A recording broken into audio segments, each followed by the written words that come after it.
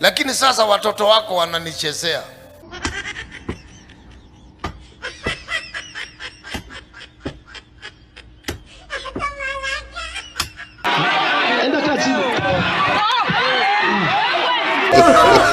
Emotional, damn it. Sorry. Fear the woman. If you know fear the woman, you die fast. Unajua, sijui ni kwa nini ule mzee alisema, sijui ni kwa nini alilaani ile siku alizaliwa. Raila Amolo Odinga, in full realization of the high calling, assumed the office of the People's President of the Republic of Kenya. So help me God.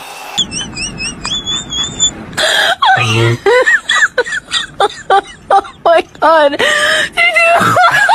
Eli akaamka. Mimi nataka nikuulize, ukiangalia wakati wa Kibaki kulikuanga na mtu ambaye alikuwa anaitwa John Michuki ambaye alikuwa analainisha transport sector, analainisha.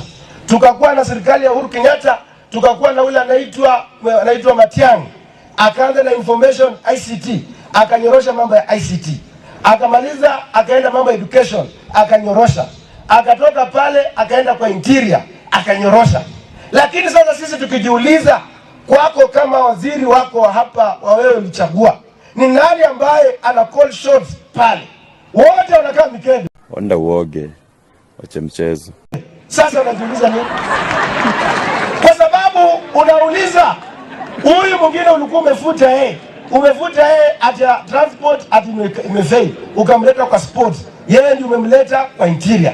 That means ndio unaona vijana wanakuheshimu, wanakudisrespect.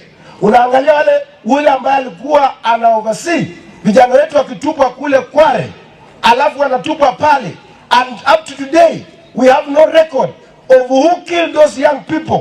Hata pale bunge kijana alishutiwa tukiwa pale, there is no any police who have been accounted for the death that happened that day.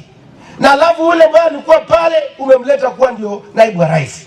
Ndio unaona vijana wanajiuliza, wanakuandika na kuandika katika mitandao.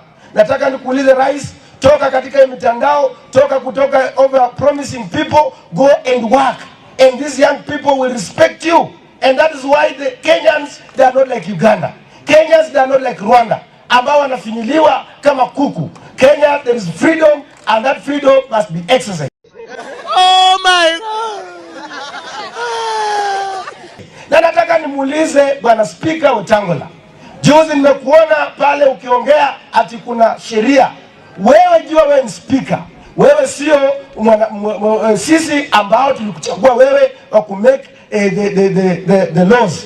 Wewe, that means that also the parliament has been taken over by the executive. Ndio unaona shida mingi zinatoka pale. Bali ndio wanaona makuwa matinyo kama kaneo bora.